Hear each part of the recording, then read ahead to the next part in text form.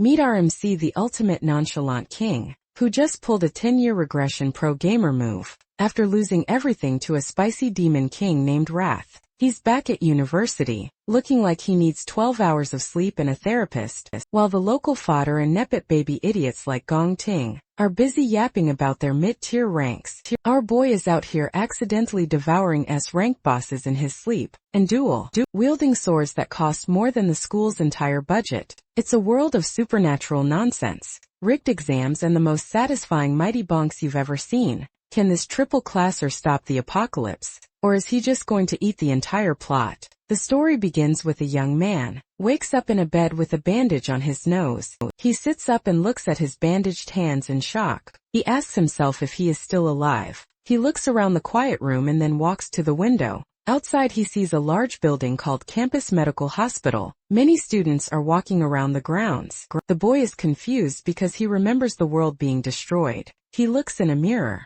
and realizes he has returned to his university days, 10 years in the past. A system screen appears in the air in front of him. The screen says that the power of gluttony fusion is complete. He checks a phone on the desk which shows the date is May 16, 2157. He stands in the room and looks at the glowing screen. He realizes he has returned to a time 3 years before. The first Demon King appears. In the year 2160, a powerful being known as the Demon King Wrath appears. Massive purple tentacles emerge from the ground and destroy the city. Wrath opens the gates of hell, allowing other demon kings to enter the human world. The world is shown in flames and ruins. A dark silhouette stands over a pile of wreckage, holding a lifeless body. Chan remembers losing everything in this war. Now back in the past, he looks at his open palms. He clenches his fist and his eyes glow red. He vows to defeat Wrath and stop the gates of hell from opening. To change the future, a system screen floats in the air in front of him. It says the power of gluttony fusion is complete. Chan touches the screen. A status window appears showing his name and level. Although he is level 1, all of his stats, including strength and speed, are at 100. He explains that in this world, only 1 in 10,000 people can awaken special powers. A chart shows different classes, such as Star Mages, Flame Warriors, and Lightning Assassins. Sichin is currently a student at the National University for Awakened Powers. The campus consists of several large, modern buildings where students with potential are trained. Chan stares at a digital card displaying the Lightning Assassin class. He recognizes this as his class from his previous life. He wonders if he has awakened his powers early. He clenches his fist and yellow electricity sparks around his hand. A system message appears that says class change loading. The door opens and a student named Malong enters. Malong wears glasses and a brown sweater. A text box identifies him as an E-rank flower chanter. Malong is shocked to see Chun standing. He explains that Chan was beaten severely the day before. Malong touches Chin's arm and notices that all of his injuries have disappeared. Chan looks at his friend and remembers that Malong died early during the future demon invasion. Malong adjusts his glasses and asks if Chan has grown stronger. He then suddenly remembers that a ranking test is scheduled for the next day. Malong grabs Chan and pushes him toward the door. He tells Chan they must go and prepare for the test.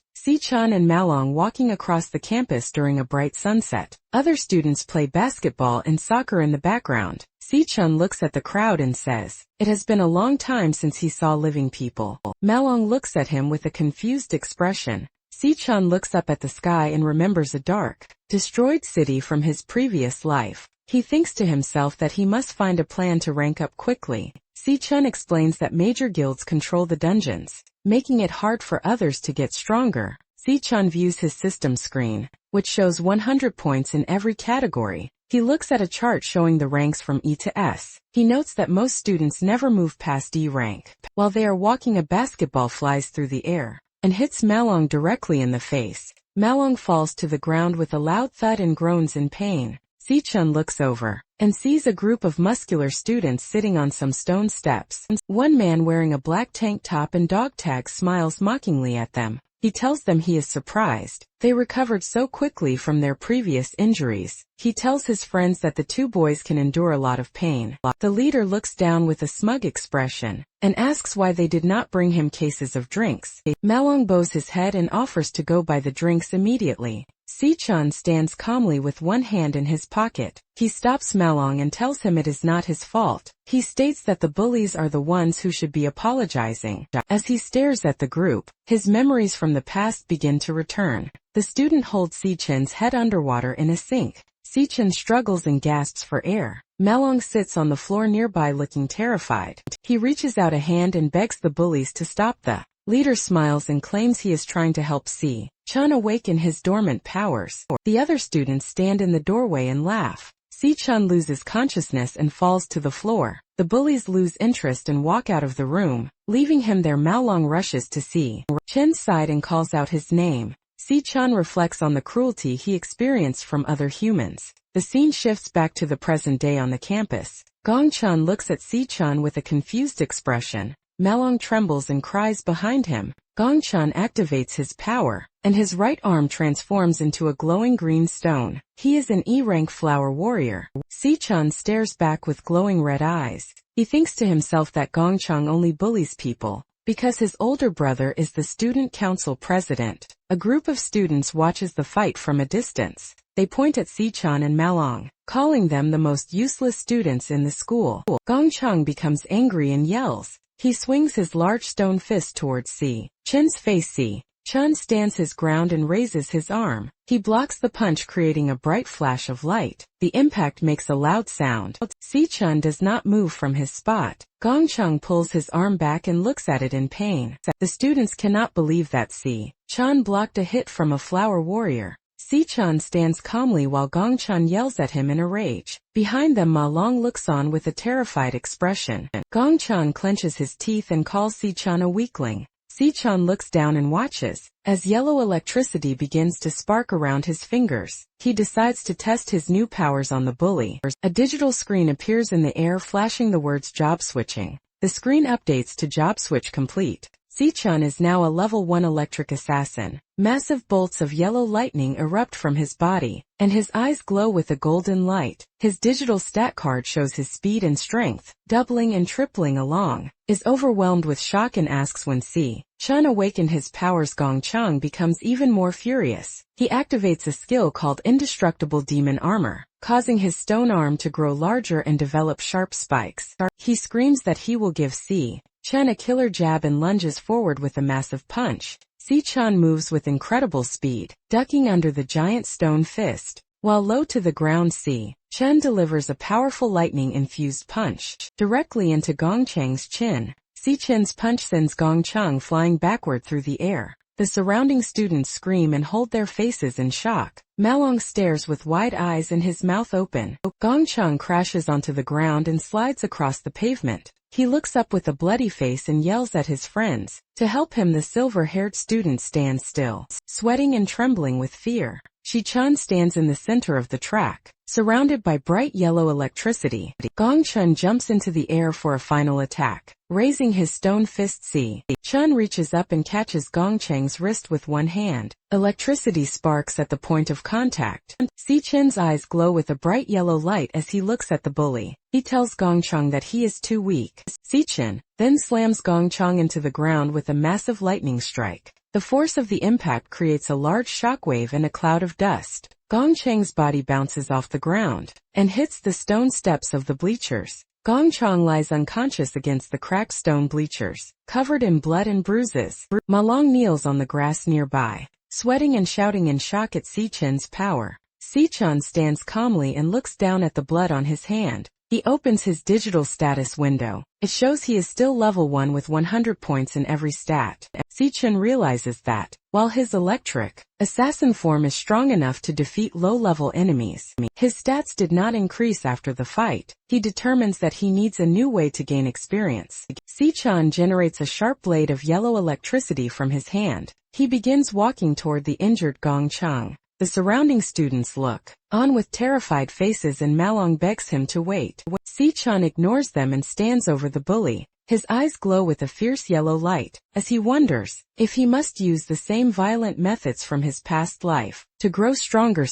Chun holds a blade of yellow lightning to Gongcheng's throat, while grabbing his shirt a blonde woman named Lingyu, the vice president of the student council, walks toward them. She tells Si-chun to stop, stating that the punishment he has given is enough. Si-chun looks at her with a serious expression, and then lets Gongcheng go. Gongcheng quickly runs away from the area. The crowd of students looks on in fear. Some say they will never provoke Si-chun again. Si-chun and Malong walk away together. Lingyu watches them leave with a calm smile. Later that night in the student dormitory, Malong is shouting and waving his arms. He tells his roommates that Si-chun has awakened powerful lightning abilities and defeated the gang. The roommates Shangzhua and Shangyu are both E-rank awakeners. They do not believe Malong's story. Shangzhua grabs Malong by the head and tells him to stop talking nonsense. He argues that if Si-chun were really that strong, he would not be out doing basic fitness training like running. They conclude that Malong was beaten so badly that he is now hallucinating. Shangzhua creates a small glowing ball of red energy in his palm. He states that he is a nucleus mage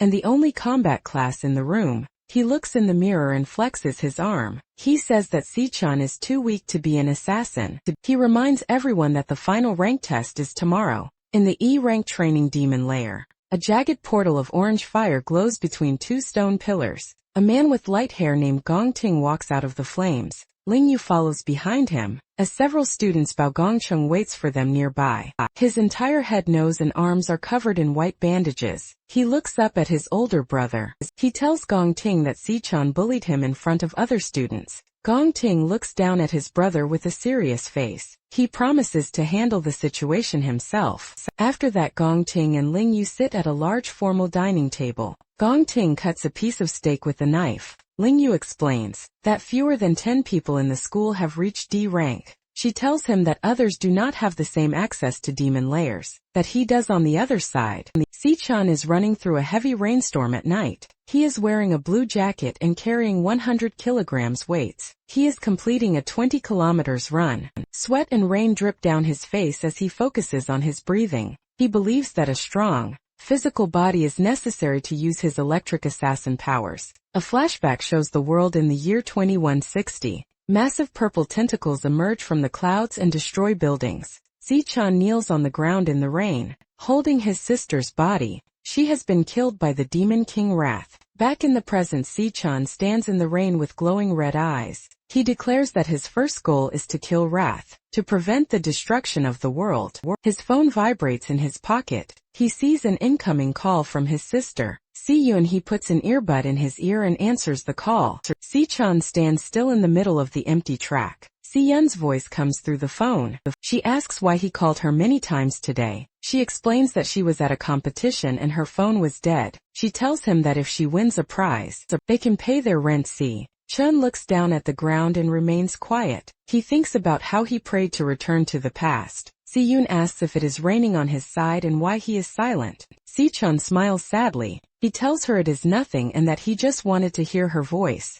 Si-yun is confused. She says they spoke only 2 days ago. She says goodbye and tells him to wait for good news. Si-chun looks up at the dark sky. He turns around and begins to run again. He says he needs 3 more laps. He returns to his dorm room. After 8 hours in the past, Si-chun stands in the shower looking at his reflection in the steam. He notes that, while his body is younger and physically weaker than before, he is gradually adapting to it. Later, Si-chun sits on the edge of his bed wearing a black robe. He reflects on the difficulty of leveling up. As major guilds control all the demon layers, he wonders how he will find monsters to fight, and what the true nature of the power of gluttony is. As he begins to sleep, a red digital system message appears in the darkness. It shows a loading bar with the word system booting. Once the loading is complete, a screen flashes gluttony, system start each, and suddenly finds himself falling through a bright pink and red void. He performs a midair flip and lands on one knee on a red, watery surface. He looks up to see a massive,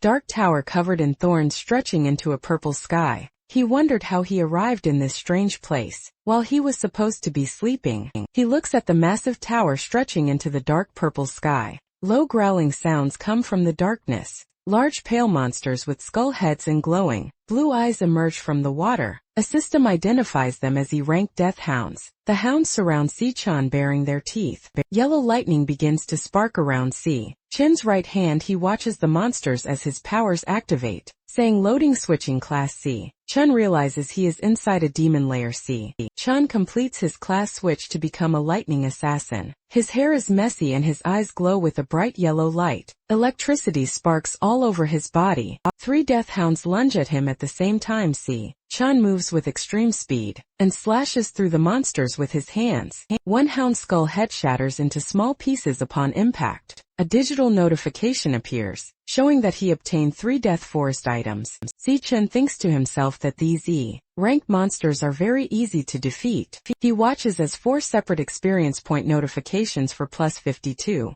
EXP pop up on the screen. A large glowing level up banner appears above his head. Si-chan's status updates showing he is now level 2. He realizes that this place allows him to gain experience and increase his power quickly. He views his digital status window. He is level 2 and all his stats have increased by 5 points. He smiles and realizes he has found a dungeon he can raid by himself. A large boss monster appears behind him. It is a massive hound with a skull for a head and red glowing eyes. The monster opens its mouth to reveal sharp teeth. Si-chan turns around and attacks with yellow electricity. He slashes through the monster's neck, causing blood to spray across the screen. A notification shows that he earned 320 experience points. From the kill, a glowing level up banner appears. Si-chan is now level 3. A victory screen displays his loot. 18 Death Forest fangs and 1 Death Forest crystal. Si-chan checks his stats again. His speed has increased to 330. He notes that boss monsters provide much more experience than common monsters. He is pleased with how quickly he is becoming stronger. He stands over the body of the defeated boss monster. A red system window appears above the hound's head. The text in the window says Devourable. Si-chan looks at the screen with surprise. He wonders if this is the true power of his gluttony system. He reaches out his right hand toward the corpse. A bright red and white light erupts from his palm. A massive red energy vortex forms above the monster and begins to pull the body inside. Si-chan clenches his fist as the red energy swirls around him. A digital message appears that says finished. A card showing the boss monster appears in front of him. The card grants him a new ability called Frost Physique. This ability provides immunity to cold and increases all resistances in low temperatures. Si-chan is shocked to see that the entire monster has been absorbed into a single card. He holds a glowing blue digital card in his hand. He looks at it with a serious expression. He realizes that he can absorb defeated enemies and turn them into new classes. For himself, this is the Demon King Lan Yu. Every person is born with only one class and specific weaknesses. This is an unchangeable law of their world. However, Si-chan now holds 2 digital cards, Lightning Assassin and Frost Cloud Warrior. He possesses 2 classes at the same time. He looks up and realizes that if he continues to devour monsters, he can obtain infinite classes. Si-chan looks at the massive thorny tower in the distance. He wonders why he was given this unique power, and what the purpose of the demonic tower is. He suddenly stops as he feels a heavy pressure. The monster appears inside. A large burst of purple flames. The monster carries a massive sword on its back. He speaks saying it has been waiting for Si-chan for a long time. The government's ranking system for warriors, ranging from E rank up to S rank. A vision of the past shows Si-chan being thrown through the air by a powerful force. He is covered in blood and groaning in pain. He remembers that reaching S rank in his previous life nearly killed him. Si-chan is tired and breathes heavily. He holds a glowing yellow lightning sword in his hand. He realizes his power level is only D rank. The monster stands in a sea of red liquid. The monster is an S rank boss with 2 large purple blades. Si-chan is confused because the monster knows his name. The monster attacks with a large curved blade. Si-chan moves quickly to avoid the hit. The monster hits Si-chan in the chest and Si-chan yells in pain. Si-chan lies face down on the red surface. The monster looks down at Si-chan and asks if he is still struggling. Si-chan is heavily injured. He looks at the monster and thinks that it wants him to submit. The monster asks Si-chan to stay and guard the tower, calls this a rare opportunity. Si-chan looks at the monster with a determined expression. He says he will never stay in this place. Suddenly a purple energy blade slashes through the air. A large amount of blood sprays from Si-Chen's shoulder. He looks down at his wound in shock. The monster becomes angry. It points its purple sword at him. He says he has been patient because Si-Chen is the only one who can enter this lair. Ghostly skulls erupt from the red water all around them as Si-Chen stands alone. As the purple light fills the sky, digital messages on the screen show the monster's strength and stamina. Increasing, massive rocks begin to lift off the ground and float in the air around the entity. The monster looks at Si-Chan and gives him an ultimatum: stay or be crushed into a pulp. Si-Chan grinds his teeth and declares that he chooses to kill the monster. Si-Chan transforms into a streak of yellow light and lunges forward. With incredible speed, the monster swings its large purple blades, calling Si-Chen's actions ridiculous. Rocks shatter as Si-Chan and the monster clash in the center of the wasteland. Si-Chan watches the monster carefully during their exchange. He analyzes the monster's combat patterns. He notes that the monster has a 0.4-second wind-up time before every swing of its purple blades. Si-Chan observes the angle of the monster's wrist to predict the path of the attack. He leaps into the air and dodges the large glowing blade. Si-Chan identifies another opening. He sees that the monster has a 0.2-second recovery lag.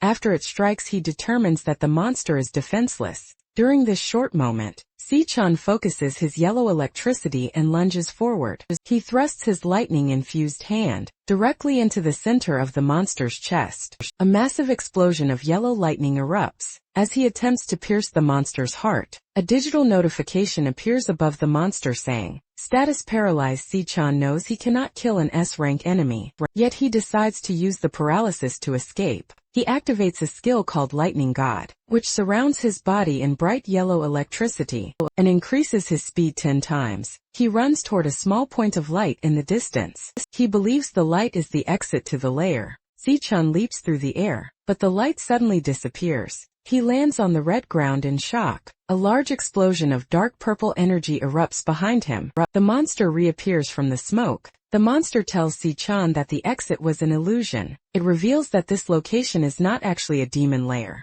The monster reveals its true form as the Purgatory Rakshasa, an S-rank 1-star warrior. The Rakshasa looks at Si-Chan and tells him that he is the one who can bring hope. Si-Chan stares back with wide eyes. He recognizes the monster's form. He remembers that Demon King Lan Wei had the same appearance in his previous life. In his flashback, the battlefield filled with bright orange explosions and streaks of yellow lightning. During the final battle of his past life, the enemy switched between many powerful classes easily. A third monster appears as a green vine creature with multiple glowing red eyes. Finally, a blindingly bright light appears in the shape of a person with many glowing orbs behind its head. The Roxas has the same large horns, skeletal chest and glowing blue energy. Si-Chan realizes he is facing a direct form of the greatest demon he ever knew. He realizes that this entire world exists inside his own body because of the power of gluttony. The Rakshasa smiles and praises Si-Chan's intelligence. He tells Si-Chan that he is worthy of the tower's secrets.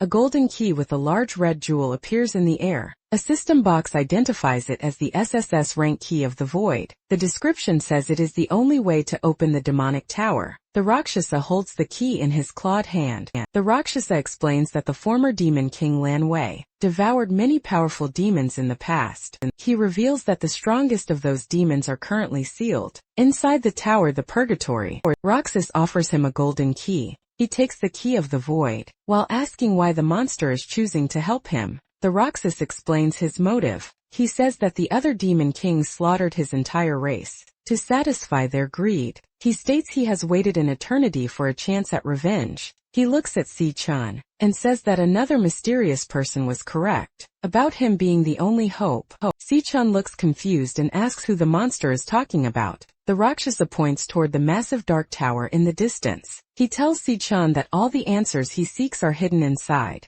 Suddenly, the Rakshasa begins to glow with a brilliant blue and white light. He starts to dissolve into glowing particles. He tells Si-Chan to take his power and use it to make the Demon Kings pay. It tells Si-Chan he must become unstoppable and open the demonic tower. It warns him that the demons inside are vicious and will not be easy to defeat. A dark silhouette of several demon kings appears in a red void. The Rakshasas tells him he must conquer and devour every one of them to reach the top of the world. The monster's head breaks into small glowing pieces. Its last few fragments float in the air. The Rakshas says that only a person with strong resolve is worthy of its power. Si-chan stands on the red surface. As the monster's energy floats in the air, he raises his hand to absorb the purple light. A large notification flashes. Devouring level up Si-chan is surrounded by bright yellow energy. His level increases to 10. A victory screen appears, showing he obtained 2 items called Rakshasas. Underworld Bone Si-chan looks down at his fist and says he will carry the monster's will.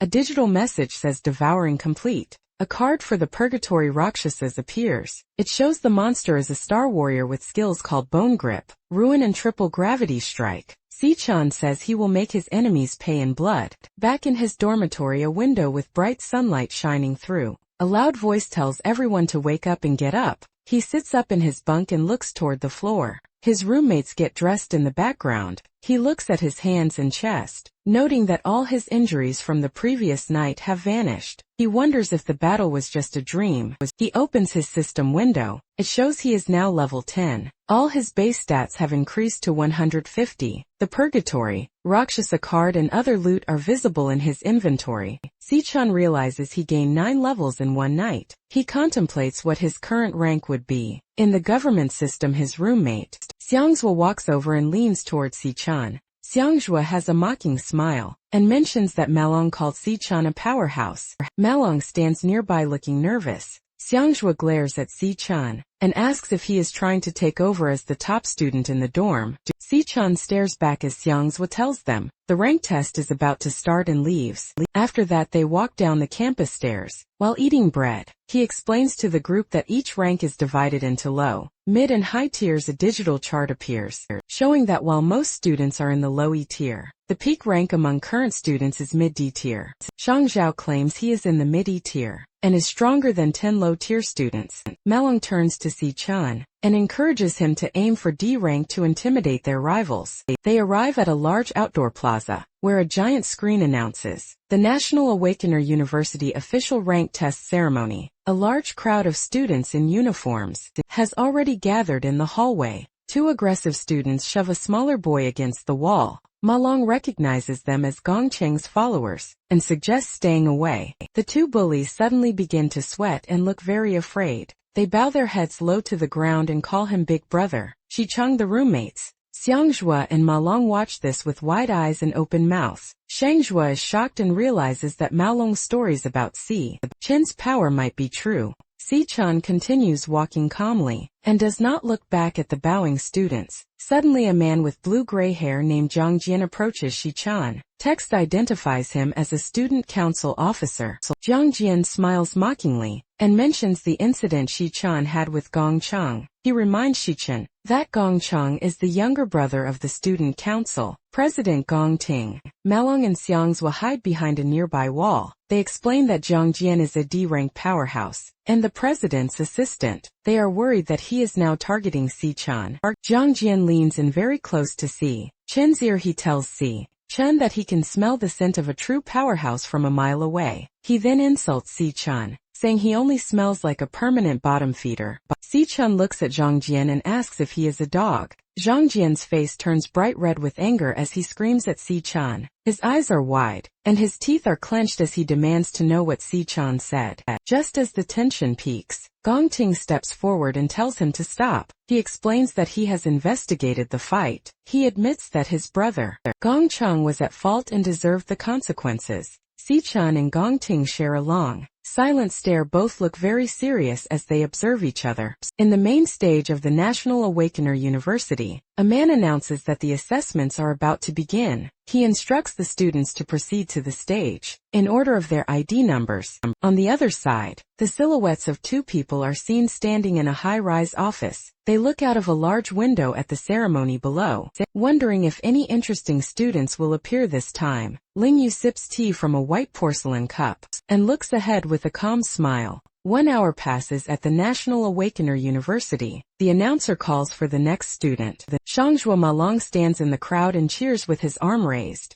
Xiangjue looks nervous but determined, as he walks toward the glowing blue portal on the stage. Xiangjue steps through the light and enters a dark room. Thick black wires hang from the ceiling, and connect to a mechanical heart in the center. This is the magical core. The eye on the core is closed. The assessment requires the student to hit this core with their full power so it can absorb the energy. Xiangjue clenches his teeth and yells loudly. He raises his hands as a large ball of orange fire forms above him. He shoots a powerful beam of fire directly at the mechanical eye. A massive explosion occurs and the room fills with bright light. They make a loud buzzing sound. A digital screen shows the E for the current rank. The scientist confirms the student is E rank. Mid-tier in the crowd, Mao Long shouts with excitement. He says the main event is starting. Then the screen shows a new category for potential. White digital lines flash and move across the blue display, and stop to form the letter C. A final summary box appears. It lists the current rank as E rank,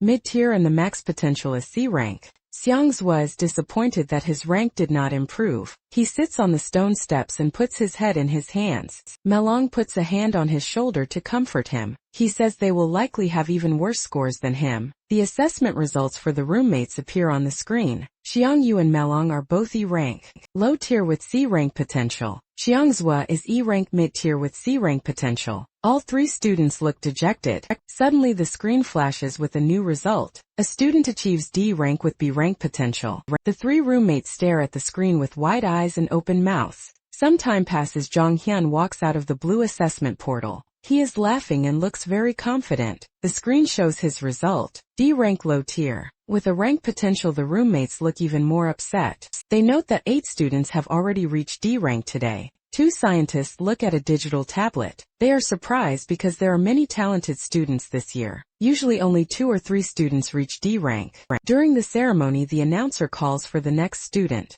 Gong Ting, the student council president, walks toward the stage. The crowd watches closely, as it is finally his turn to enter the portal. They call him the heir to a powerful guild and the top student. Rumors say he reached D rank 2 years ago. The students wonder if he will break the school record. Inside the dark room, the mechanical heart thumps loudly. Its blue eye is wide open. Gong Ting reaches his hand toward the core. He decides to hold back some of his power. He wants to save his full strength for the graduation battle, to make a bigger impression. Even while holding back, he plans to stay at the top of the school. Gong Ting's eye suddenly glows with a bright orange light. Outside, the digital screen flickers with white and yellow energy. The scientist with the mustache looks shocked as he watches the colors change. The screen finally stops and displays the results. Gong Ting is ranked as a high-tier D rank. His potential is an S rank. The crowd is stunned by the high numbers on the board. The crowd is cheering and screaming loudly. They raise their arms in the air.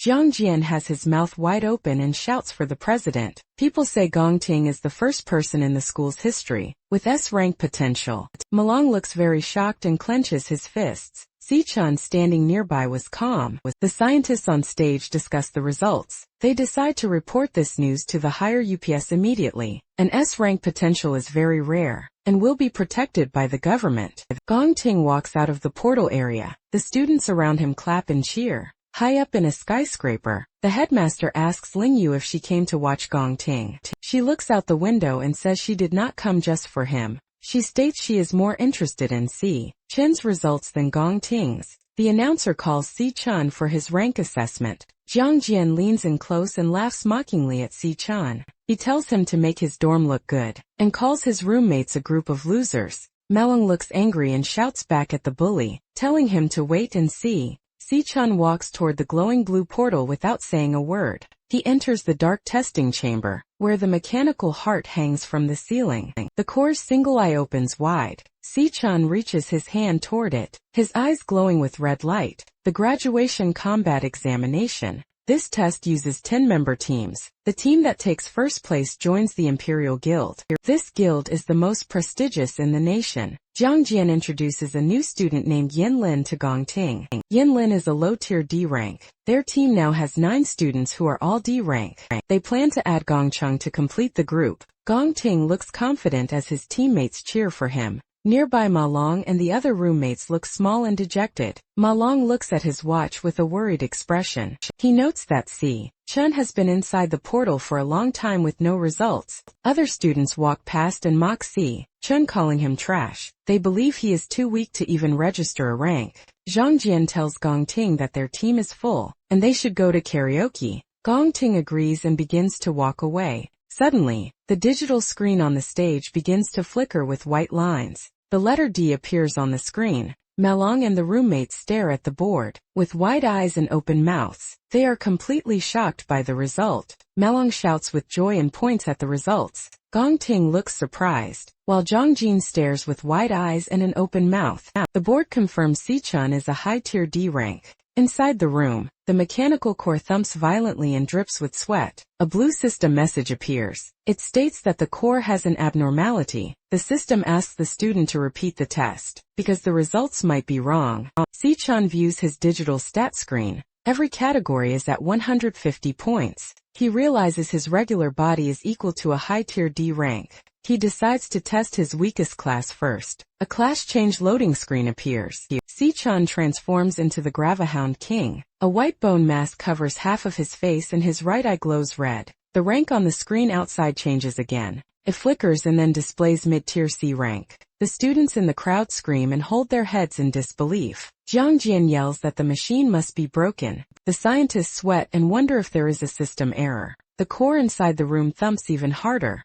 Chun realizes his other classes will be even stronger than C rank. He triggers another class change. He becomes the Abyssal Fiend. He now has red horns and glowing blue eyes. Purple energy swirls around his body. The mechanical core thumps faster and drips with sweat. Outside, a massive purple storm forms in the sky. Clouds swirl in a large circle and lightning flashes. The roommates huddle together in fear. They believe an earth-shattering monster has been born. The digital screen on the stage begins to glitch with colorful lines. A large yellow S appears under the potential rank. The mustache scientist screams in shock. He asks if there is another S-rank student in the school. Gong Ting looks toward the stage with a worried face. A red warning sign flashes on the screen. It says system error. A message states that the system cannot determine the rank, because the power is too high. Zhang Jian screams with his eyes wide and his mouth open. Suddenly the testing room explodes with a giant boom. Fire and blue energy fill the stage. The two scientists run toward the smoke in a panic. They shout that the core is overloading and they must check for danger.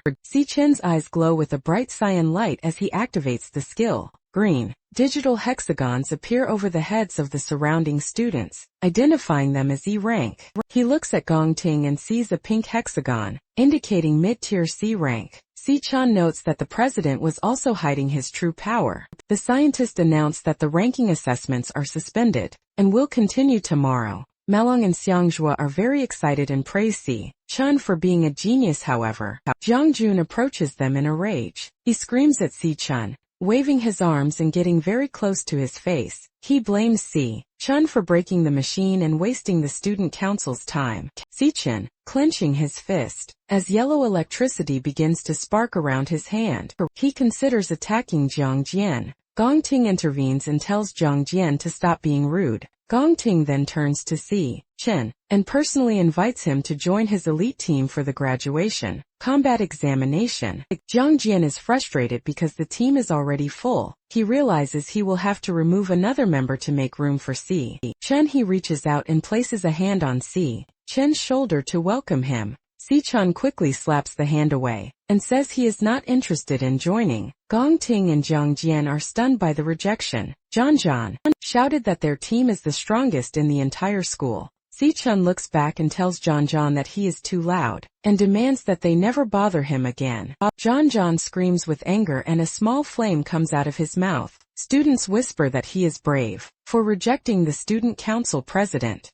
Chun walks away with a calm look. Malong and the other roommates hide nearby, looking surprised by Chun's actions. Gong Ting stands still and watches Chun leave. Headmaster Yuan Long and Ling Yu watch from a large window in a high-rise building. Ling Yu smiles and says the situation is becoming interesting. She states that Gong Ting was born into a wealthy family, and that Si-chen's rejection is a declaration of war. Gong Ting looks down at the ground. He wonders if the power assessment was actually correct. Jiang Jun stands next to him and looks very angry. He offers to fight Si-chan to teach him a lesson. Gong Ting looks at him with a stern face and asks if he thinks he is a petty person. Gong Ting then turns away and tells the team he is no longer in the mood for karaoke. He tells Zhang Jin that his future actions are not his responsibility. Zhang Jin smiles broadly. He is happy to have permission to act. 10 minutes later, a silver-haired student tells Zhang Jin that Si-chan has left the school to go home.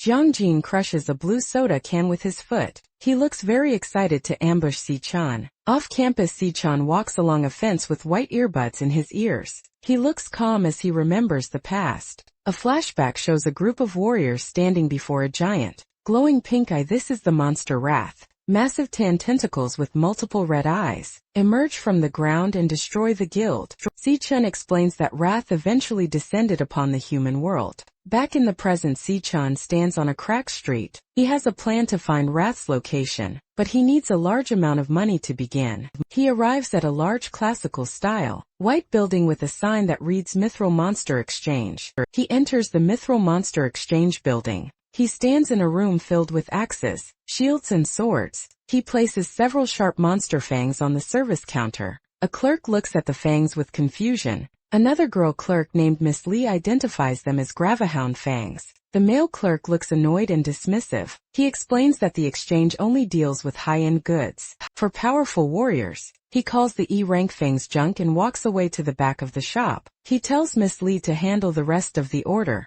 Si-chan looks at his phone and sees a notification for 18,000. He says this is enough money to pay his rent. Si-chan then raises his hand. Pink digital squares and purple light form in his palm. He pulls a massive jagged purple sword out of the air. She stares at the glowing weapon. She believes the great sword is a rare rank item. The clerk mocks Miss Lee, stating that rank weapons are worth millions and very rare. Suddenly a man named Qingji enters the room. He looks at the weapon and tells the clerk that the equipment is not a rank or B rank. He identifies it as an S rank piece of equipment from the abyssal lands. The clerk is terrified. His face turns dark. His eyes bulge and he screams in shock. Qingji quickly walks over to Si-chan and clasps his hand in a firm handshake. He tells Si-chan it is an honor to have his business and invites him to the VIP lounge. Si-chan looks at Qingji calmly and realizes he is the leader of the Mithril Guild. In the VIP lounge, they sit on ornate green couches with gold trim. Qingji asks how much Si-chan wants for the weapon. Si-chan looks at him with red eyes and says 1 million.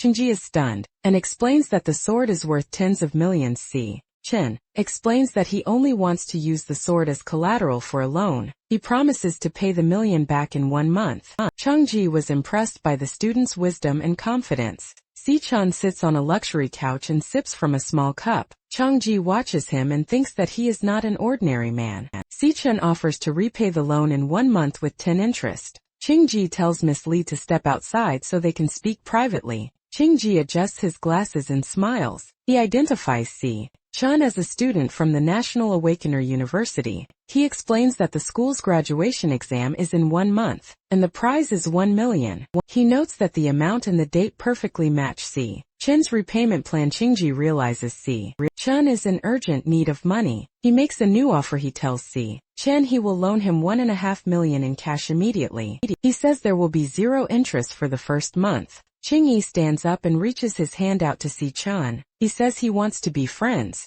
Si-chan listens silently, as Qingyi promises to keep their discussion confidential. Qingyi smiles and asks Si-chan to consider his exchange facility for all future trades. Si-chan observes the guild leader and is impressed by his ability to analyze the situation. He decides that he needs trustworthy allies to help him eliminate the demon, King Wrath. The 2 men shake hands in the center of the bright office. Qingji places his hand on a magic scroll, and a yellow circular seal glows with electricity. A notification on Si-chan's phone confirms that 1.5 million has been transferred to his account. Qingji asks what weapon Si-chan will use for the graduation exam. Now that his S-rank sword is being used as collateral, he offers to lend Si-chan a rank or B rank equipment from the shop. Si-chan says there is no need for a loan. He raises his left hand and pink digital squares appear in the air. He summons a second, purple and gray greatsword that is identical to the first one. Si-chan holds the glowing weapon calmly.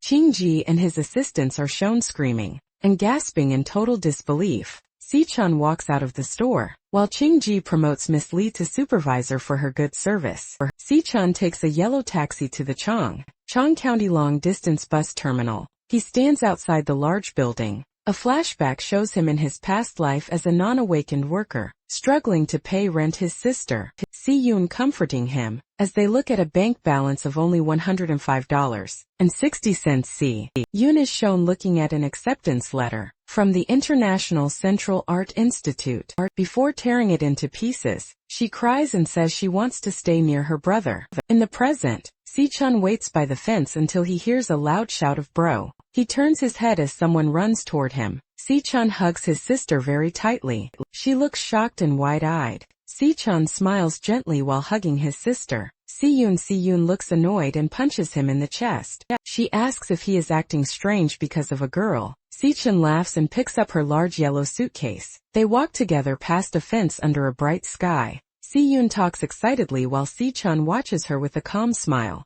He vows to protect her in this new life. The scene shifts to a dark alleyway. Jong-jan stands in the shadows with several masked men behind him. He looks at a map of the area and points to the path Si-chan takes to go home. He tells his group to hide and wait for the right moment to attack. He remembers Si-chan telling him to be quiet. Jong-jian clenches his teeth and says he will destroy Si-chan, so he cannot take the graduation exam. Jong-jian's face turns a dark blue as he pulls out a glowing, jagged dagger. He calls Si-chan a poser and laughs. In the open street, Si-chan and Si-yoon are walking home together. Si-yoon drinks from a small carton with a cow on it. She asks if he is stressed about the graduation test. She tells him to pull himself together. Si-yoon then starts singing a song about believing in yourself. Si-chan looks at his sister and thinks about how men form emotional walls. They continue walking home together. In a dark alley nearby, Jong-jian and two masked followers watch them. Jong-jian laughs and says it is a lucky day, because the alley has no cameras. Si-chan suddenly narrows his eyes. He smells the scent of the student council members hiding ahead. He looks toward the dark corner of the street and sees their silhouettes. Si-chan reaches into his pocket and takes out two white, wireless earbuds. He gently places the earbuds into his sister's ears. He tells her he has been listening to this song lately. Si-yoon closes her eyes and listens to the music. She says music can show a person's mental state. Si-chan walks in front of her. His eyes glow with a bright blue light. Jong-jian and a group of masked men walk down the dark street. Blue digital hexagons appear over their heads, showing Jong-jian is a D-rank warrior and the others are E-rank. Si-yoon continues to listen to the song. Si-chan remembers losing his sister in the year 2160. He was reborn in the year 2167. He thinks about how he has finally been reunited with his family. After 7 years, Si-chan's face turns red with rage. Yellow lightning sparks around his head and body. He glares at the approaching attackers. With glowing eyes and clenched teeth, Si-chan moves with incredible speed, leaving streaks of yellow lightning behind him. He lunges at men and delivers a powerful kick to one man's face. The second attacker looks on with a terrified expression. Si-yoon continues to walk with her eyes closed, listening to the music through her earbuds. Si-chan moves through the crowd of enemies, punching and kicking multiple men at the same time. He dodges a swing from a wooden club and sends an attacker flying backward. With a kick, he grabs an attacker's arm and snaps the bone. The man screams in agony. Si-chan then delivers a powerful punch to the man's face. The impact creates a massive explosion with the word boom. They sweat and tremble while asking how Si-chan is so powerful. He continues to move through the alley, punching and kicking the attackers. Jong-jian screams in rage and lunges towards Si-chan with a jagged knife. He delivers a powerful, electricity-infused punch directly into Jong-jian's face.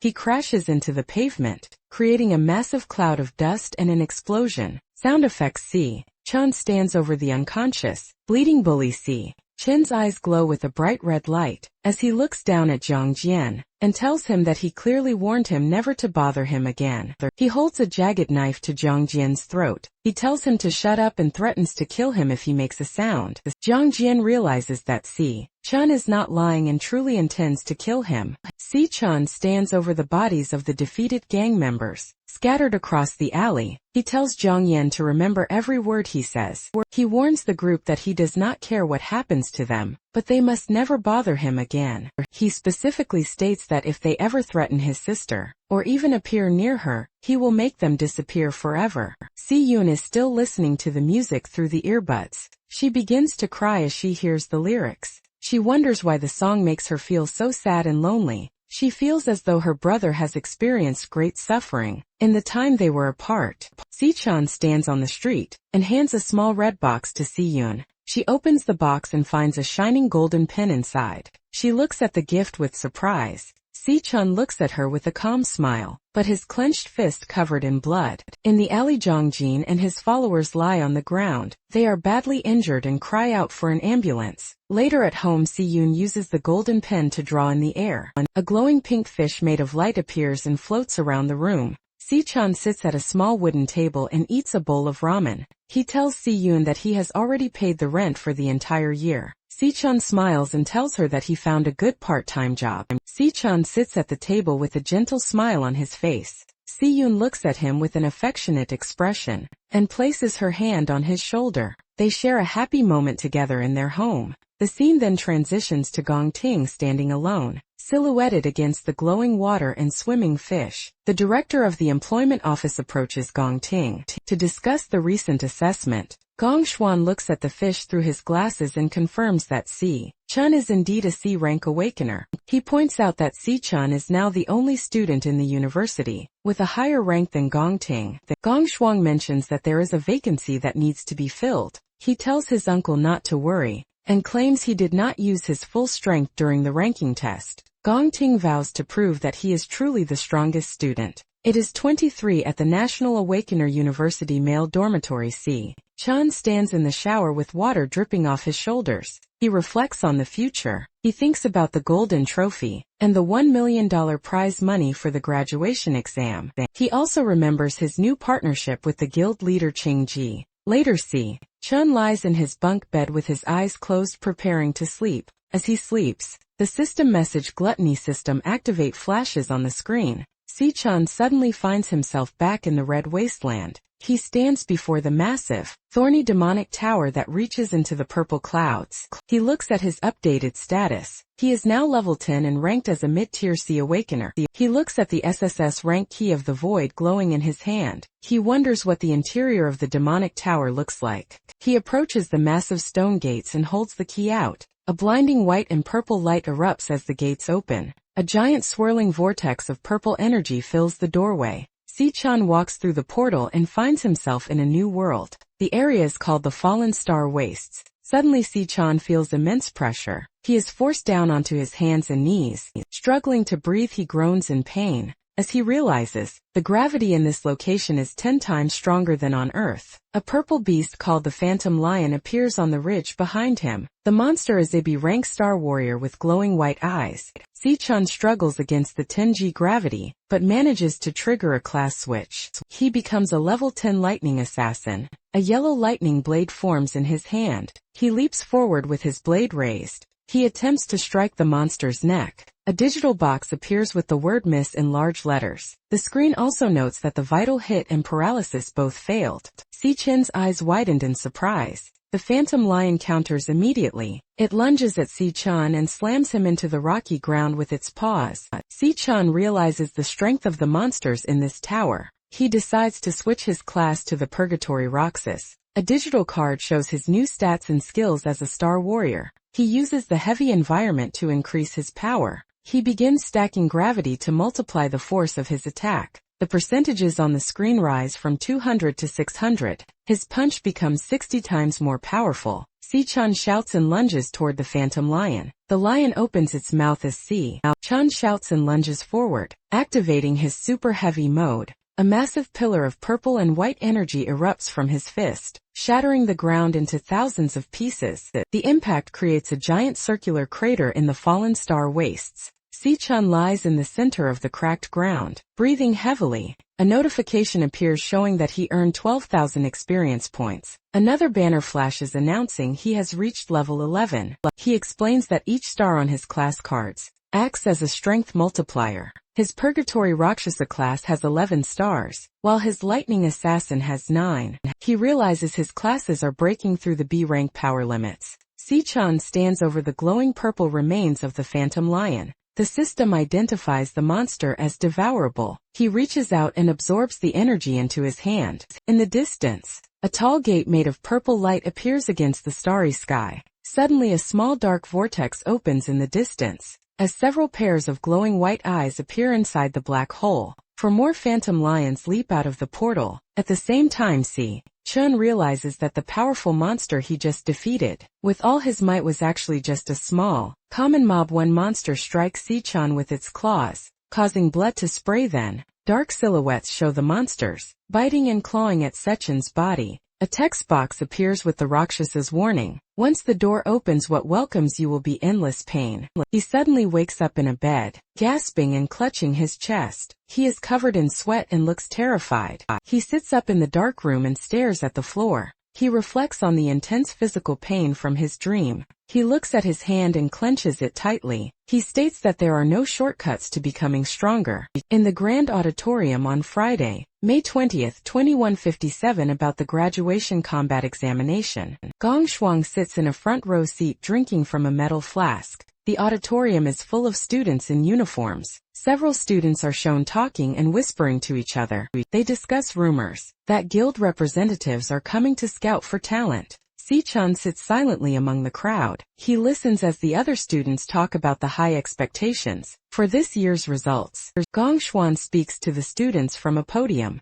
The students raise their wrists to check their displays. A blue list appears in the air showing the team assignments. Xiangzhua Malong, Xiangyu and Si-chan are all officially ranked as low E rank. Malong screams in total shock. He looks at Si-chan and asks how his rank can be so low. After the assessment, nearby students point at Si-chan and laugh. They mock him and call him a loser. Si-chan stares at his wrist display with a calm expression. Gong Ting watches him from a distance with narrowed his eyes. He clasps his hands together and smiles. He plans to teach the students a lesson and ensure the opponents have no chance to resist. During the exam, the students rush across the floor to find teammates. A large group surrounds Gong Ting, shouting for his attention. They beg him to let them join his elite team. One girl with pink hair yells about her healer class. A man with a headband shouts that he will be the president's dog. Gong Ting remains silent and ignores the noise. One member of the student council tells the crowd they are too loud and only have room for one more person.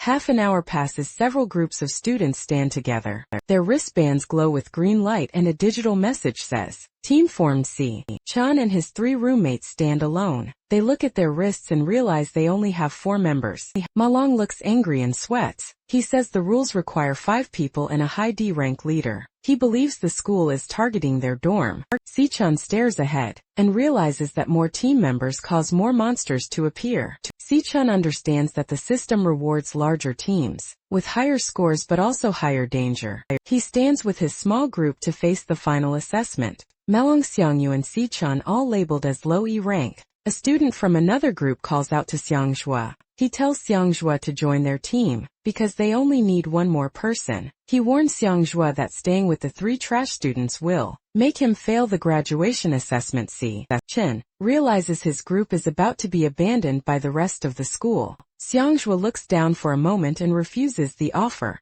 stating that his dorm roommates agreed to stay together. The other students laugh and point at them, calling them the loser team. Malong looks at a large list showing team statuses. Most of the slots are filled with green check marks. He sweats and points at the screen, shouting that almost all teams are already formed. He notes that there are no strong D-rank students left to join them. Si-chan turns his head, and his eyes begin to glow with a bright cyan light as he activates his new skill. Gong Shuang sits alone in a dark office, plotting to protect Gong Ting's reputation by manipulating the assessment data. In the Grand Auditorium, Si-chan stands up and triggers his powers. A class switch notification appears, and massive bolts of yellow lightning erupt from his body. His eyes glow with a bright, intense gold light. The director and the scientist staring at the display of power. Melon points at Si-chan and shouts in disbelief. Si-chan stands in the center of the room, surrounded by electricity that cracks against the floor. He explains that school tradition allows students to initiate a direct challenge, to display their true strength. Si-chan glares at Gong Ting, who looks back with a cold gaze. Si-chan knows that defeating the school's top student is the only way to prove his rank and force others to team up with him for the final exam. Lingyu stands in the doorway and calls out to Si-chan. She walks toward him and asks if his team is still missing members. She offers to join his team, mentioning that she was already a D-rank student in middle school. Melon looks very happy and shouts with excitement. The surrounding students whisper about Lingyu being a genius from her previous school. Director Gong Shuang stands up and yells at Lingyu. He points a finger and tells her she is not qualified for the assessment. He says she has never taken a rank test at this university and has no official report. He claims her participation would go against the school regulations. Suddenly Principal Yuanlong appears behind him. The principal is surrounded by bright, purple energy and streaks of light. He agrees with the director's statement. Gong Shuan looks back in shock and begins to sweat. Principal Yuanlong and Lingyu stand in a bright purple glow. Si-chan watches them and reflects on the principal's powers. He notes that Yuanlong is a warrior but used teleportation, which is unusual. Si-chan's eyes glow with a cyan light. As he tries to detect their ranks, 2 digital hexagons with question marks appear over their heads, showing that their power levels are hidden. From his scan, Gong Shuang speaks about the purpose of the assessment and the importance of talent. Principal Yuanlong looks at the director with a very cold. He says the school must be responsible for every student's opportunity. Gong Shuang looks back in shock and begins to sweat heavily. He realizes the principal is hinting at him and protecting Si-chan. Gong Shuang looks down and trembles, calling the principal an old fox in his mind. The principal speaks from the stage and announces a change in the rules. He says that teams with fewer than 5 members, or teams without a D-rank leader, are now allowed to register. Si-chan and his roommates join hands. Their green wristbands glow, and a digital team-formed notification appears in the air. The roommates cheer loudly and name Si-chan the captain of the squad, the headmaster, and Ling. You observe Si-chan from a distance. A scientist looks at his handheld device and is shocked by how quickly Si-chan's team submitted their choice. The surrounding students scream and look terrified as they see the selection on the main screen. Malong and the other roommates panic, waving their hands and shouting for Si-chan to cancel the registration. Si-chan remains perfectly still and silent. He looks at his glowing wrist display with a serious expression. The school holds the graduation battle examination. Students form teams to go into a real dungeon. Students earn points for killing small monsters and the boss. They also get points for finishing the test in less than 1 hour. An E-rank dungeon has a higher score multiplier than an F-rank dungeon. The maximum possible score is 100 points. The winning team receives an offer from the Imperial Guild. The best student gets a prize of 1 million yuan. 2 students look at a digital tablet and seem nervous. 1 student has freckles and the other student sweats. They say the highest score in school history is 90 points. They think a team needs at least 3 strong D-rank students to survive an E-rank dungeon. Gong Ting sits with his large elite team. They look very confident. A notification appears on the screen. A student with glasses looks at the display in shock. He tells the crowd that a team has already chosen their dungeon. He zooms in on the screen and realizes it is Si-chan's team. The display shows 3 difficulty levels F, E and D. Si-chan's profile picture is inside the D-rank box. The student is terrified because no student has ever beaten a D-rank dungeon before. Melon grabs Si-chan's arm and screams in his face, asking if he knows what he just did. Xiangzhua sits on the floor crying and holding his head in his hands. He is horrified to be on the same team as Si-chan. A notification appears on a student's wrist device. It asks for confirmation to join a D-rank dungeon. Melong sweats heavily and looks at the screen. He leans towards Si-chan and shouts, asking if he has fully considered the danger of a D-rank dungeon. Si-chan remains calm and looks straight. He simply states that he has thought this through. A message flashes as the choice is submitted. The main display screen updates to show 2 profiles. Under the D-rank difficulty, Gongting and Shi-chan. A pink confirmation window appears, stating that all team members have confirmed the selection. A system announcement confirms that Team Gongting has also successfully submitted their registration. The students in the auditorium scream and cheer loudly. The student with glasses has his mouth wide open in shock. The crowd shouts that the ceremony will be very entertaining this year. Gongting sits in his seat with his arms crossed and his eyes closed. A female student on his team smirks and looks towards Shi-chen's group. She mocks them for trying to act tough. Gongting's teammates laugh and point at Shi-chen's group. They claim Shi-chan is only looking for attention, and that his team will abandon him. Melung looks at Shi-chan from the side.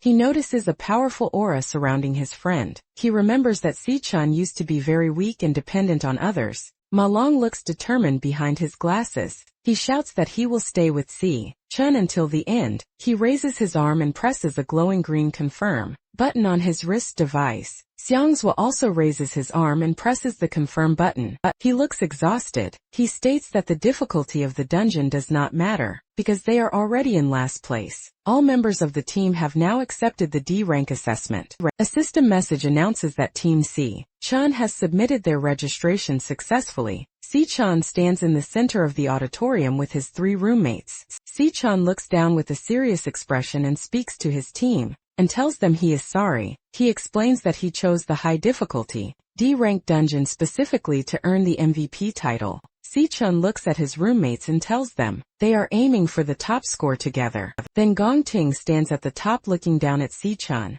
He shouts that there can only be one strongest student in the university. Lingyu watches from the side. She notes that she has never seen Gongting look so angry or determined before. The battle between the two students has finally become public. As they glare at each other from across the room, Headmaster Yuanlong looks on with a small knowing smile. Lingyu looks down thoughtfully and states that Si-chan choosing a D-rank dungeon is overconfident. F rank is 1.5x, E rank is 2x. And D rank is a massive 3x with a maximum score of 150 points. A red warning sign flashes under the D rank section. Lingyu believes Si-chen's team of 4 is not strong enough for this choice. Yuanlong notes that there is only 1 month left until the battle. Examination combat simulation room at 22:45. Inside, elite students, wearing high-tech visors, are shown training against digital monsters. Blue energy and red explosions fill the room as they practice their skills in a controlled environment. Yuanlong hopes that Si-chen's team can at least put on a decent performance. In the school stadium, Si-chan stands calmly while his 3 roommates are bent over, vomiting on the ground and stares. There are only 17 days remaining until the examination begins. Malong is covered in sweat and exhausted. He asks Si-chan why they are doing physical exercises instead of using the school's monster simulator. Si-chan tells them that simulation training is not real. He explains that students will feel intense fear when they enter a real dungeon. For the first time, Si-chan says that physical instincts will determine their fate, not theories drilled into the brain. He tells his roommates that they are training for endurance, power and reaction speed to heighten those instincts. He notes that the benefits of school simulations are very small. He explains that only privileged people with high status have access to real dungeons. For training, Gongting uses a bright yellow beam of energy to slice a large, white monster into 2 pieces. He explains that rich students are born with power that others can only hope to have.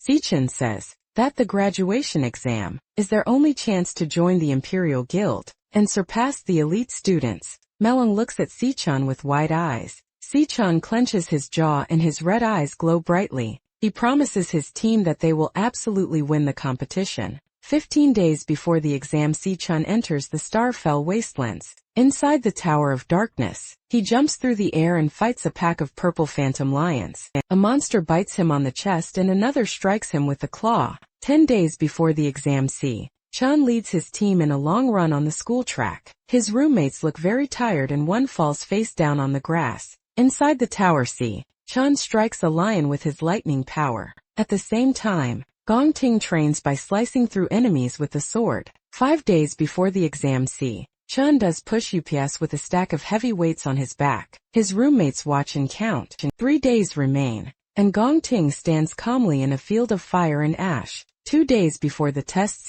Chan stands on a pile of dead monsters in the starry wasteland. A system screen shows that he has reached level 16. Finally, only 1 day remains before the graduation exam begins. Chan has blood on his face, and his eyes glow bright yellow and says, "The battle has now started." On June 17, 2157, it is the day of the graduation battle examination.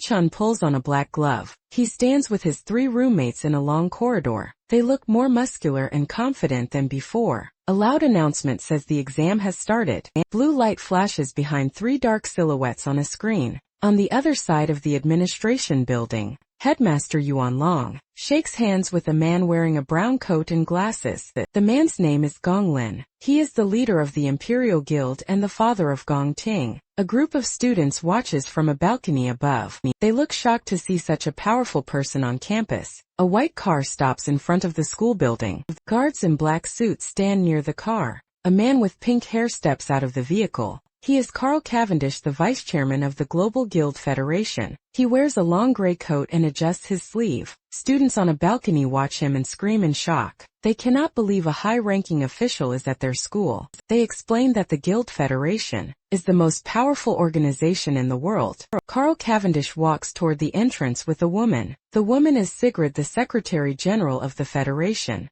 Inside a control room, Director Gong Xuan sits behind a desk. He looks at a large wall of video screens, showing different areas of the school. Sigrid walks through a hallway with Principal Yuan Long and other staff members. The principal has a slight smile as he leads the guests. They walk past rows of monitors to observe the graduation examination. Many people follow behind the high-ranking leaders. As they enter the viewing area, students face dangerous monsters. Inside the graduation dungeons, a student uses a blue energy blade to strike a large water serpent, called Ling Yao. In a different area, a giant sandworm with sharp teeth erupts from the water. Near 2 students inside a dark cave, several stag spiders crawl across the walls and ceiling. A student with glasses looks up and trembles with fear. In the control room, Director Gong Xuan watches the video screens. He explains that instructors are standing by at the gates to intervene if a student is in danger. A giant spider looms over a student who has fallen to the ground.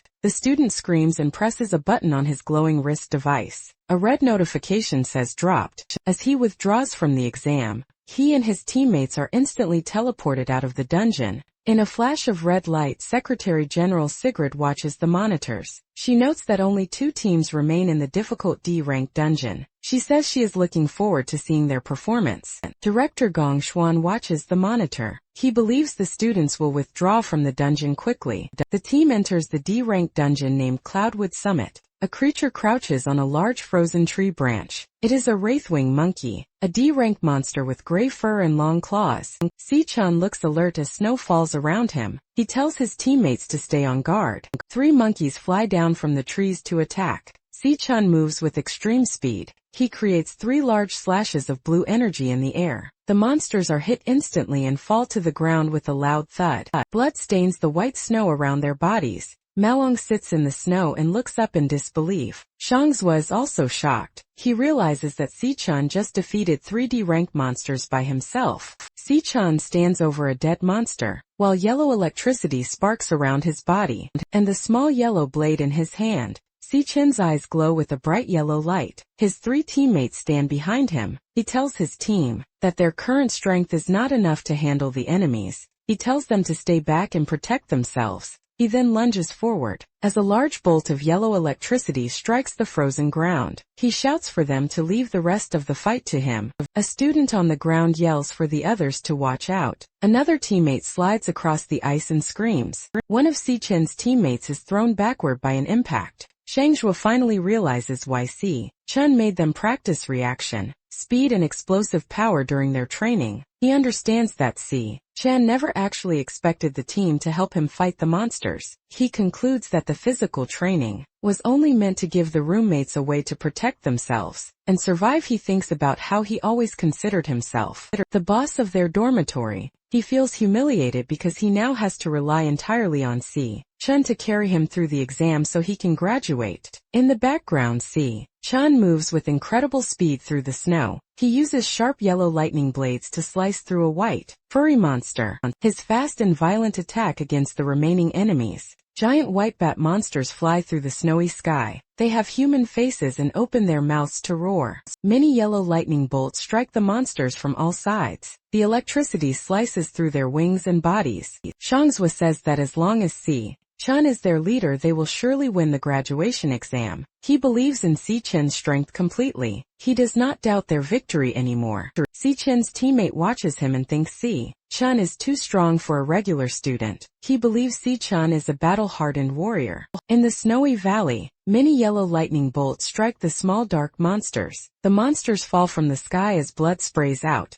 ManhwaCapped asks himself when Chun became so reliable he feels that he has been left far behind by Chun's great power. A monster falling from snow. One student shouts, a warning that another monster is attacking from the rear. The student raises his flaming arms to block the attack. He catches the monster's limbs as sparks fly from the impact. He calls out to Xiongyu and Malong. He tells them that they cannot continue to act like dead weights. He declares that they should not rely entirely on Chun to win the battle. Malong and Xiong look at each other. They realize that this exam belongs to them, just as much as it belongs to Chun. ManhwaCapped shouts with a wide-open mouth, and declares that it is their graduation assessment too. Malong reaches out with his right hand. A bright green light shines from his palm. He agrees with ManhwaCapped's words. Malong stands firmly in the snow and activates a skill called Flora. Chant Vine Lock. Many long dark vines erupt from his glowing green hand and spread across the area. He yells for the monsters to taste his power. The vines lunge through the air and wrap tightly around a white monster's head and neck. The monster screams SKRE as it tears through the dark vines and breaks free. ManhwaCapped is thrown backward by a sudden blast of light and energy. He looks at the monster and his hand glows with a bright green light. He shouts that the monster broke through his trap instantly. Malong activates a new skill called Cloud Chant Frost Breeze. A wave of cold blue air hits the monster and begins to freeze its body in blocks of ice. Malong reaches out with a glowing blue hand and tells Xiongyu that the monster is now vulnerable. He yells for them to attack together. Xiongyu clenches his right fist, which glows with a powerful green aura. He looks at the frozen beast and says that the monster will not be able to escape. This time Malong and Xiongyu combine their powers to trap the enemy. They use a combo skill called Frost Breeze and Vine Lock. The white monster is encased in large blocks of ice and wrapped tightly in thick green vines. Malong and Xiongyu look toward their teammate and shout for ManhwaCapped to attack now. ManhwaCapped is the team's nuclear mage, runs forward, and holds a ball of swirling orange fire in his right hand. He pulls his arm back and throws a massive fire projectile at the trapped monster. He yells for the monster to taste his power. A large title identifies the move as Burst Flame Bullet. The giant ball of fire streaks through the air toward the frozen beast. With great force, the massive fireball hits the monster directly. The monster is engulfed in flames and its white fur begins to burn. He crouches low and creates 3 smaller, glowing fire bullets around his body. He shoots all 3 projectiles at the same time. He shouts that the beast is much more tanky than he expected. The fire bullets streak through the air and hit the monster's chest and wings. Each hit creates a new explosion. Xiongyu reaches out his hand as green light glows from his palm. He shouts that he can no longer hold the monster back next to him. Malong looks very stressed as blue energy sparks around his hand. He grits his teeth and yells that he has reached his limit. High above them, ManhwaCapped jumps into the air against a dark red sky. He holds a massive, swirling sphere of orange and white fire above his head. He shouts that he is going all out. His eyes glow with a bright red light. He opens his mouth wide and screams that this is his final attack. ManhwaCapped uses his ultimate skill called Converged Burst Flame Bullet. He falls from the red sky toward the target. A massive explosion of fire and orange light fills the screen, and the impact shakes the ground. A small drone states that the team successfully killed a ghost bat monster. The 3 roommates lie on the ground covered in black smoke and dust. They look very tired, but they are smiling. Malong shouts that they actually did it. ManhwaCapped says they managed to take down a D-rank monster. Si-chan stands nearby behind a tree and watches his friends. With a calm expression, the three roommates lie on the snowy ground looking up at the sky. A notification appears above a dead monster. It shows they have collected a ghost bat monkey finger bone. One of the teammates asks Si-chan if he saw their victory.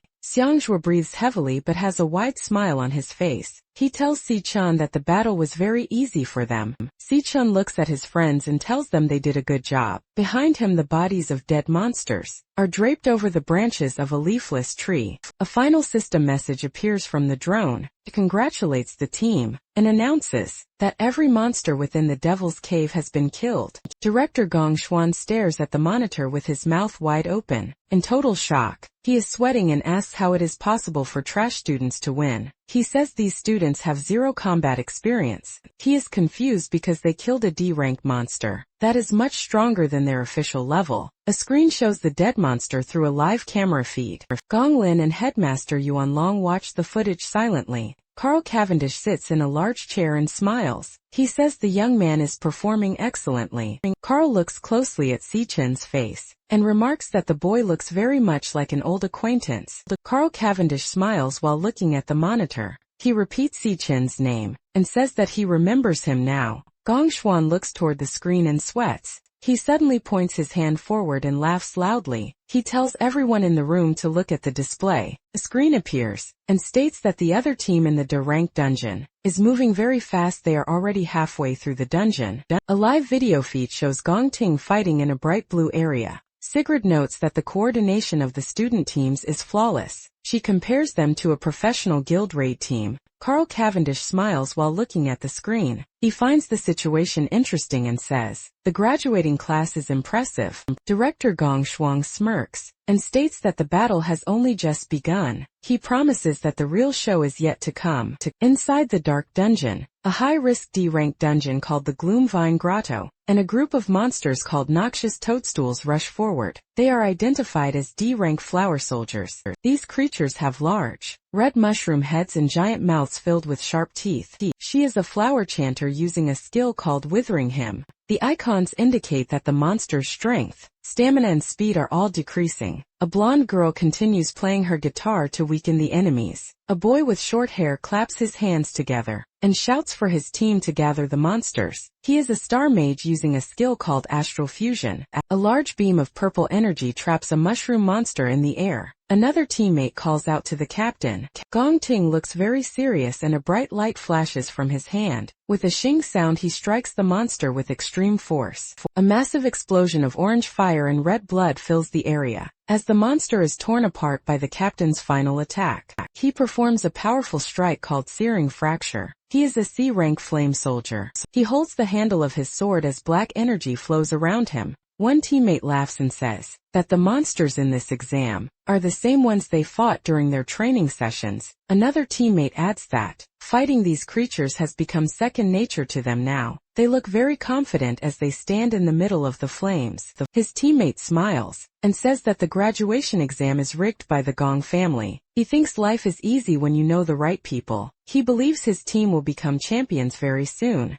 Gong Ting walks forward into a dark forest. Gong Chung waves his hand and shouts to the team. He tells them it is time to fight the dungeon boss. On the other side in the snowy field, Si-chan walks through the heavy snow with his teammates. They move forward together in the middle of the storm. The team is currently inside a high-risk D-rank dungeon. The location is called Cloudwood Summit's Peak. The mountain is covered in deep white snow and blue ice. One teammate speaks saying he cannot believe they successfully made it to the top of a D-rank dungeon. A large title appears. It identifies the upcoming enemy as a frost wraith ape. The monster is classified as a D-rank cloud soldier. A giant white ape sits in the snow and eats a smaller creature. The ape tears the body apart with its teeth, blood covering the ground and the monster's fur. Malong looks terrified and sweats heavily. He asks if the creature is the monster lord. His teammate says that one slap from the ape would kill him many times. He whispers that he is very scared. The giant ape has glowing red eyes and deep scars on its face. stops eating and looks directly toward our teammates. Melung sees the monster staring at them. He throws his hands up in the air and screams in terror. He yells that the monster is looking right at them. The ape monster leaps down from above with great speed. It screams as it lunges toward the group.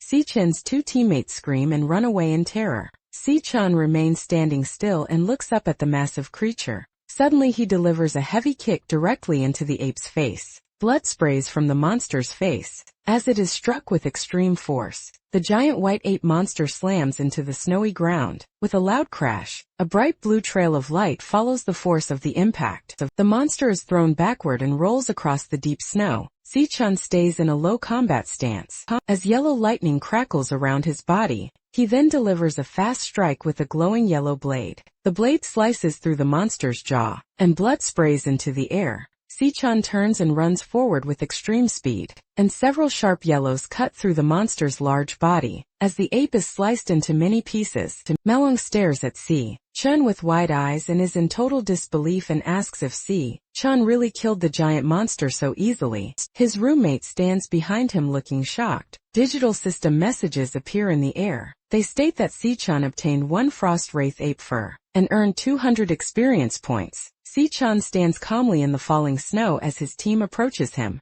Si-chan thinks to himself. He finds it strange that killing the lord of a D-rank dungeon gives such a small amount of experience. He also thinks the loot he received was very poor. Suddenly a teammate shouts with excitement. They tell the others to look at a large collection of mana crystals. One of the teammates shouts to the others to come and look at a discovery. He points toward a large, jagged tree trunk sticking out of the deep snow. Si-chan watches as his roommates run toward the stump. Inside the hollow center of the tree, there is a large cluster of glowing crystals. Teammate says the giant monster must have hidden these mana crystals. Inside the tree he notices the large size of the gems, and believes they are at least mid-tier mana crystals. The roommates lean into the hollow and look at the treasure. With wide eyes and happy smiles, they laugh and say that if they sell these crystals, they will be set for life. Si-chan suddenly shouts for his team to hold on immediately, as his hand reaches out to touch one of the glowing blue mana crystals. Suddenly, a massive explosion of cold energy erupts from the center of the tree.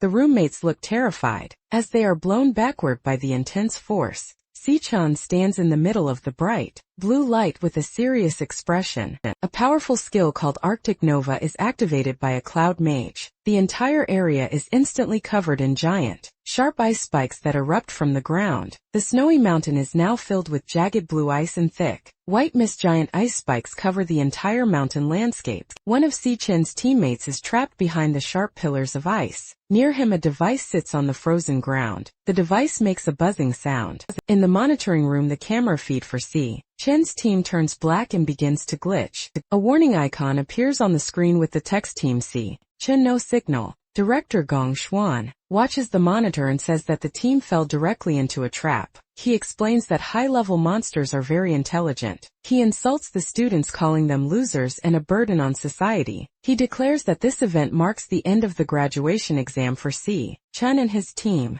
Carl states that the students' lives are now in clear danger. Gong Xuan agrees immediately, and says that saving the students is their top priority. He suggests that the guild rescue team should step in now. He notes that this would mean ending the graduation exam for Si-chan's team. Many screens are dark or display warning icons. Carl looks at the monitors, and tells everyone to give the team a little more time. Principal Yuan Long explains that the students' wristbands are constantly monitoring their health. He states that all their vital signs are currently stable. He also points out that the neural data shows the students do not want to quit the exam. He tells the other leaders that the decision to withdraw should be left to the students. Gong Lin stands next to the principal and remains silent. Back to the snowy mountain, Melung lets out a very loud sneeze and shouts. He sits on the frozen ground surrounded by giant ice spikes. He shakes from the intense cold and hugs his arms to stay warm. Behind him his teammates are trapped inside large blocks of ice. He mentions that he is thankful to be a Cloud Class Awakener. He explains that his class gives him resistance to the cold. He says that without this power, he would be frozen solid like his friends. A dark shadow falls over the area, and a creepy laugh comes from the mist. The monster is revealed to be a giant warrior, made of ice and dark metal. It has long white hair and a bright blue glowing core in its chest. The monster towers over the snowy landscape. It looks down at Malong and laughs loudly. While the snow falls around them, Malong looks up at the giant creature and asks if this monster is the true lord of the dungeon. He explains that he recognizes the monster from the school's monster manual. He identifies it as a frostbound Lich King, which is a C-rank cloud mage. He says, this type of monster is an elemental mage that can manipulate ice. Malong explains that it uses area of effect attacks and knockback abilities to fight. He tells his team that these monsters are very cunning and enjoy torturing their prey before they kill them. He realizes that the Arctic Nova attack they just faced was actually a trap set by the boss. The Lich King stares down at the students with its empty, glowing eye sockets. Malong runs across the jagged snow as the blue, frostbound Lich King follows him from above. Malong looks back and realizes the monster is a rare C-rank lord. He knows he cannot defeat such a powerful enemy by himself. He tells himself that he must hurry. Suddenly a sharp spike of ice strikes Malong's lower leg. He screams in pain as the force of the attack throws him against a frozen mountain peak. The frostbound Lich King laughs, while Malong is on his hands and knees in the snow breathing heavily. A system message warns that he has a critical injury in his lower left leg. The screen asks if he wants to withdraw from the examination. Malong looks up and refuses to quit. He reaches out his glowing hand and says he must thaw Chen immediately. Malong activates his Cloud Chanter skill called Perfect Origin. This power uses purifying energy to remove debuffs from a single target.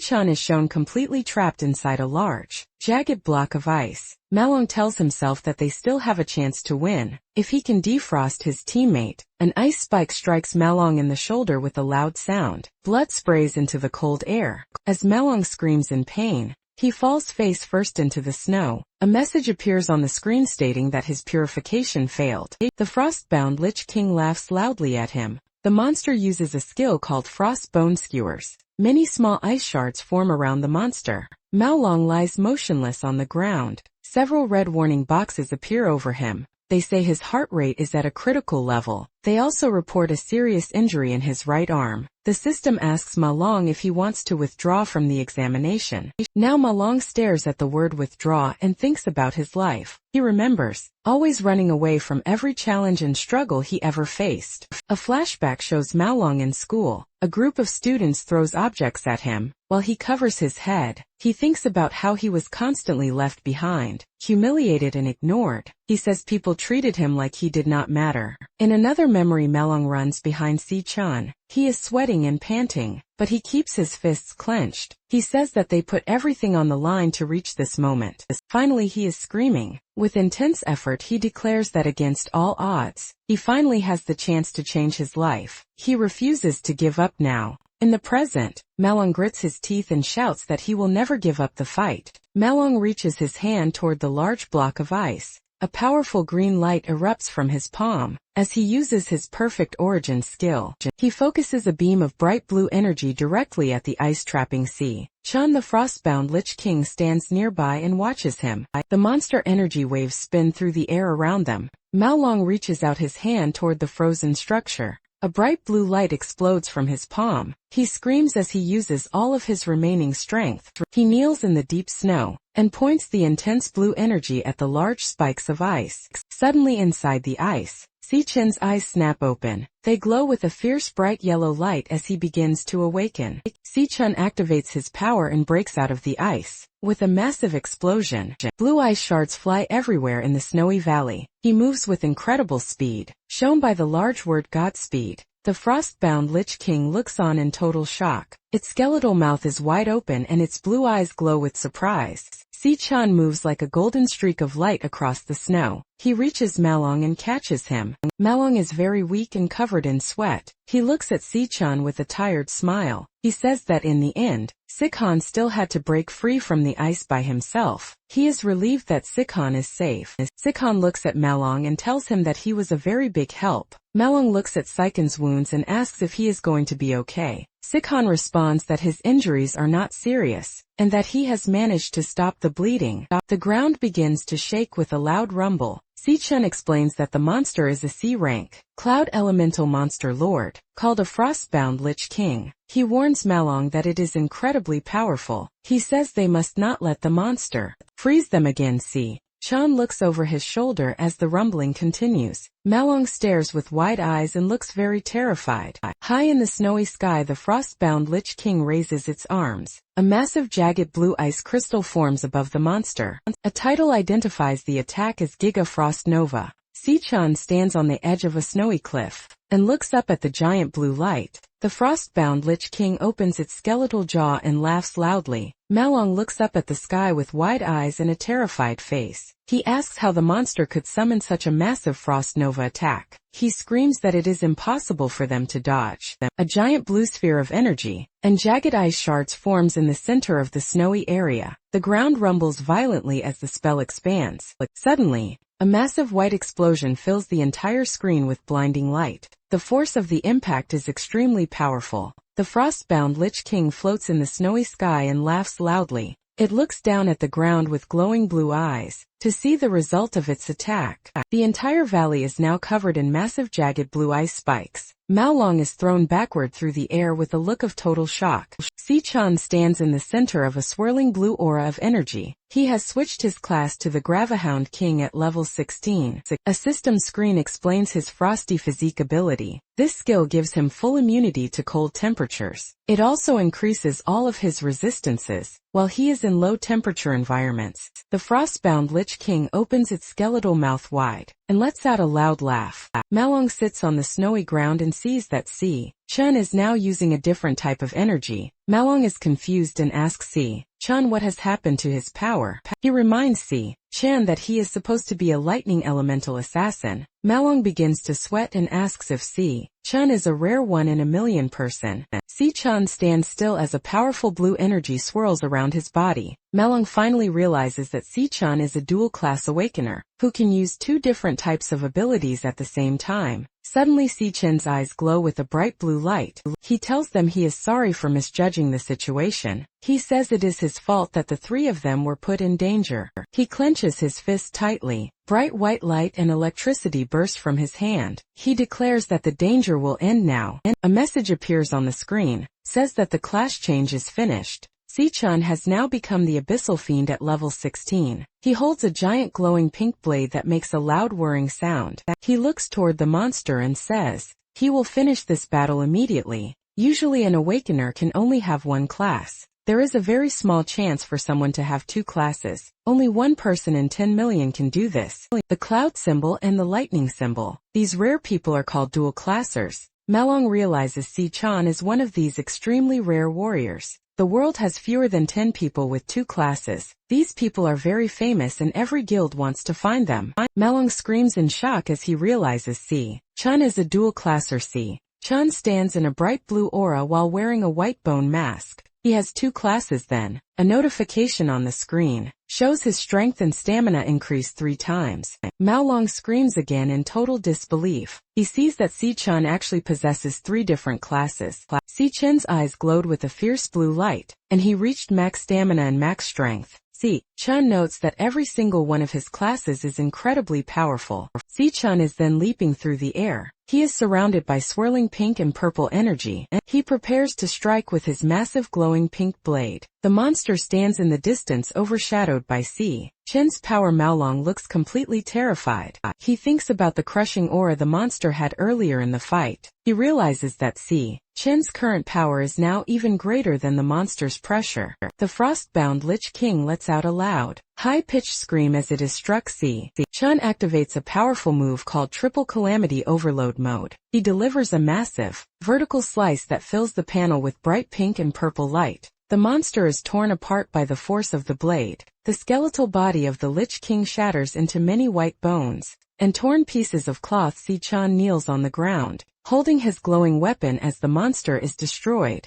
A victory screen appears over Si-chun. He stands in a bright pillar of yellow light as the system updates. he earns 5,000 experience points from the battle. A notification flashes level up, showing that Si-chan has reached level 17. At the bottom of the screen, a loot window appears. It confirms that he has obtained a new item called Frost Bone Skewers. Malong looks down at the skeletal remains of the monster lord. In the snow, he is very impressed. He tells Si-chan that he should have known he could win. He says Si-chan defeated a C-rank monster lord with only one hit. Si-chan asks Malong if their other two roommates are still trapped in the ice. He asks if Malong has enough energy left to defrost them. Malong realizes he forgot about his friends. He runs quickly across the snowy ground toward the large ice spikes. He shouts that he totally forgot about Xiangjua and Xiangyu. He tells them to hang in there. As he rushes to help, Si-chan stays behind and watches him run. The skeletal skull of the frostbound Lich King lies on the ground. A system box appears above the skull. The box displays the word Devourer in large white letters C. Chun reaches his hand toward the remains of the monster. A bright red light glows from his palm and pulses with energy. A red digital loading bar appears at the top of the screen, with the word devouring swirling. White energy pulls the skeletal head of the frostbound Lich King into Chin's body. A system message appears stating that the devouring is complete. A card appears in front of him. It displays the frostbound Lich King and identifies the new class as Cloud Mage. The card shows star ratings for stats like strength, speed and mental power. It also lists the skills Frost Bone Skewers and Arctic Nova. Si-chan says that he has gained a new class called Cloud Mage. He explains that this is the first time he has obtained a new class. While outside of the dream realm, Si-chan looks calmly at the snowy ground. He sees that the small robot camera is completely covered in ice. He thinks about the previous Arctic Nova attack. He realizes his true powers were not seen by the judges because the camera was frozen. He tells himself there is still plenty of time to finish the test.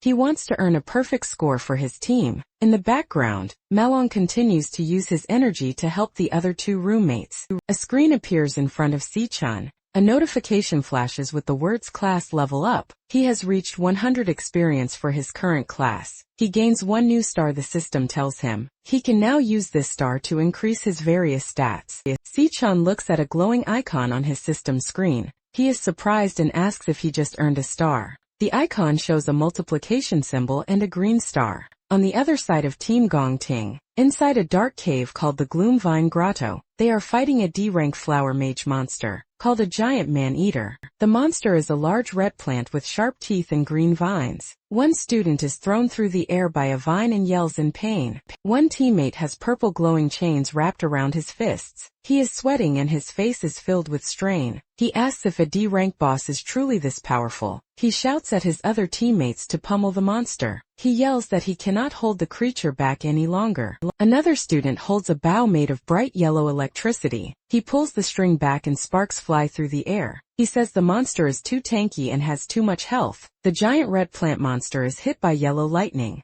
In its open mouth, a student shouts that he is not doing any damage to the beast. The monster uses its large green vines to strike the students. With a loud sound, many team members are thrown into the air. One student screams that the monster has broken free. A student crawls on the dark ground, looks terrified and is covered in sweat. He asks his teammates what they should do. He says they never fought anything this strong during their training sessions. Another student looks toward the back of the cave and says that Gongting is their only hope. He wonders how the situation is on Gongting's end of the battle. Gongting stands in a dark cave, while his teammates use yellow magic circles to give him energy. Digital text on the screen shows that his stamina, strength and elemental power are all increasing. One teammate asks if he has built up enough power yet. Gongting is now surrounded by intense orange flames. His eyes glow with a sharp red light, and he has a very serious expression. He looks ahead and says that he has enough power.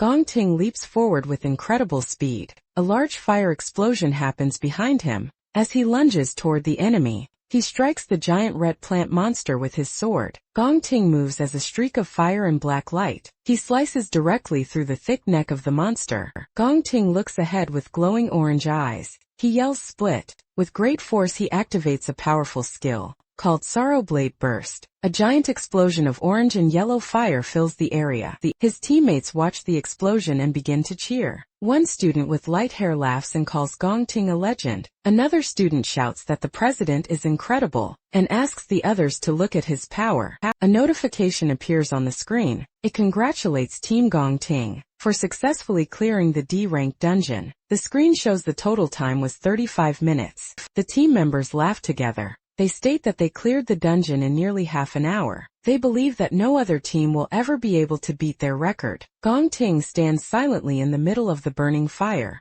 While holding his glowing sword,